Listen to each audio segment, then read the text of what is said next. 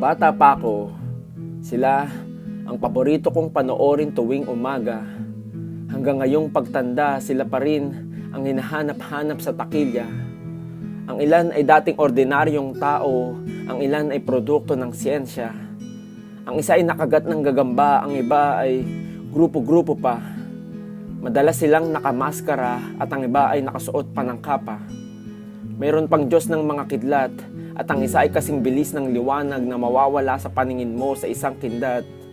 May mayaman pang ginawang baluti ang metal, ngunit ang pinakasikat sa kanila ay yung lalaking gawa sa aserong bakal. Sila ang mga tinatawag nating mga tagapagligtas na may pare-parehong layuning lumutas ng mga krimen at sugpuin ng mga ungas. Oo, sila ang inaasam-asam nating mga tagapagligtas. At bagamat alam nating katang-isip lang sila, at kahit minsan paulit-ulit na sila, at sila pa rin ang inaabangan natin sa pelikula. Para bang ang puso natin ay sumisigaw ng saklolo sa mga tagapagligtas na alam naman niyang hindi totoo.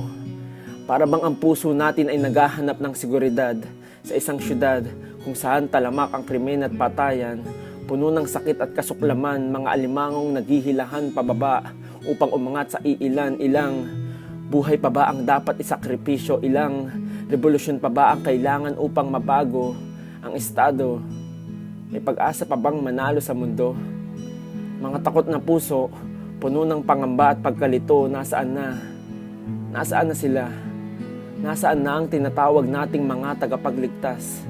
Nasaan sila ngayong kailangan natin sila? Nasaan na ang mga tinatawag nating mga tagapagligtas? Oo nga pala, katang-isip lang sila. Paano na lang ang puso nating naghahanap ng seguridad at pag-asa ng tagapagligtas kapag kinakain tayo ng takot at pangamba?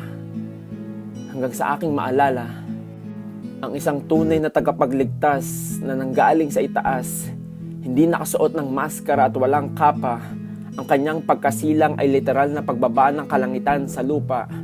Hindi siya ang Diyos ng kidlat dahil siya mismo ang lumikha sa lahat. Hindi siya kasing bilis ng liwanag dahil siya mismo ang liwanag. Wala siyang baluting metal at hindi siya gawa sa aserong bakal.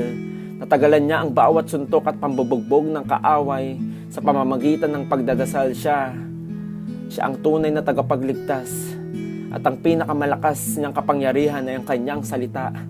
Sa kanyang pagtula na buo ang langit at lupa, ang mga bituin, araw at buwan, pati na rin ang planeta ng kalawakan, mga salitang kayang patigilin ng malalakas na alon sa karagatan, ng buhay mo na patuloy kang nilulunod sa kalungkutan, ng mga sakit ng nakaraan, ng mga sugat na iniwan sa iyo ng dati mong kasintahan. Siya ang iyong kagalingan. Sa pamamagitan ng mga natamo niyang hagupit sa kanyang likuran, siya ang tagapagligtas. Hindi siya ang kapitan ng Amerika dahil siya ang kapitan ng kalawakan na may kakayanang pasunurin ng mga bituin, araw at buwan sa kalangitan, na may kakayanang pasunurin ng bawat pangyayari sa buhay mo para sa iyong kabutihan, na may kakayanang pasunurin ang biyaya na para bang hindi ka mauubusan. Siya ang kapitan. Siya ang pwede mong kapitan kapag maalon at palubog ang iyong barko. Kapag gusto mo nang bumitaw at sumuko, tandaan mo, siya ang hindi bumitaw at sumuko sa kanyang pangako na naging dahilan ng kanyang pagkapako.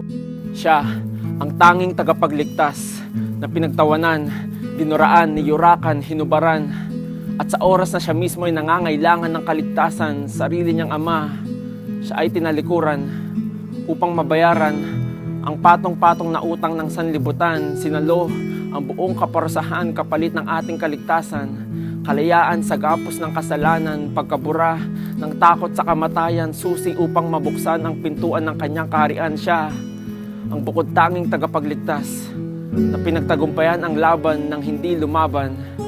Ang pagkapanalo ay kanyang sinelyuhan nung muli siyang umangat mula sa kamatayan. Siya ang tagapagligtas na nagsasabing huwag ka nang matakot.